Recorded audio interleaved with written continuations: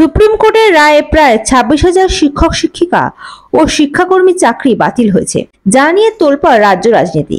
একসঙ্গে এত শিক্ষক শিক্ষিকার চাকরি যাওয়াতে রাজ্যের শিক্ষা পরিকাঠামোয় ব্যাপক প্রভাব পড়তে চলেছে। এদিকে মাথায় আকাশ ভেঙে পড়া শিক্ষকদের পাশে রাজ্য বিজেপি রয়েছে বলে জানালেন বিরোধী দলনেতা শুভেন্দু অধিকারী।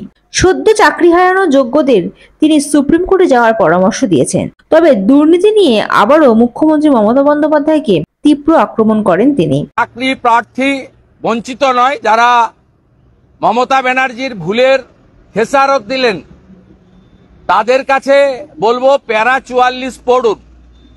3 মাসের মধ্যেই নিয়োগ প্রক্রিয়া শেষ করতে হবে, এ ধরনের কোনো কথা লেখা আছে বলে আমার চোখে পড়েনি। যারা আগে যেখানে কাজ করতেন সেই কথা বলা হয়েছে এবং আমি অনেক এক্সপার্ট লয়ার বিশেষজ্ঞদের সঙ্গে কথা বলেছি এবং আমারও দীর্ঘদিন ধরে, আমরা লয়ার না হলেও ল মেকার, 2006 থেকে একাধিকবার এমপি এমএলএ।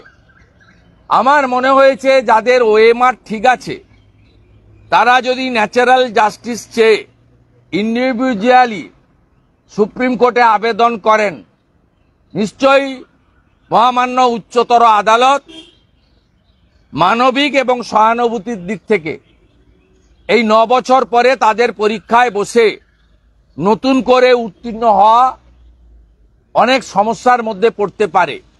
তাই যোগ্যদের ক্ষেত্রে আমার এটা পরামর্শ তাদের একজন শহীদ হিসাবে, কারণ এই ঘটনা ঘটতে যাচ্ছে জেনেই শুভেন্দু অধিকারী এবং আমার 15 জন এমএলএ সাথী 30 ডিসেম্বর এসএসসি সচিবকে বলেছিলাম আপনি যোগ্য অযোগ্য বাছাই করুন।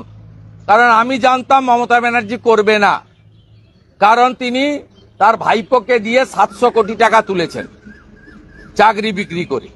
সেই জন্য লালচুল কানেদুল যুবাতি নমুল শান্তনু কুন্তলরা এবং লিপস অ্যান্ড বাউন্সের ম্যানেজিং ডাইরেক্টর, যিনি বারবার বলেন আমার সাহেব পর্যন্ত কেউ যেতে পারবে না, সেই সাহেবের নাম হচ্ছে অভিষেক ব্যানার্জি, যা সিবিআই চার্জশিটে ভয়েস স্যাম্পল টেস্ট করার পরে চার্জশিটে উল্লেখ করা হয়েছে 73 মিনিটের কথোপকথনে 73 বার অভিষেক ব্যানার্জির নাম উল্লেখ করেছে।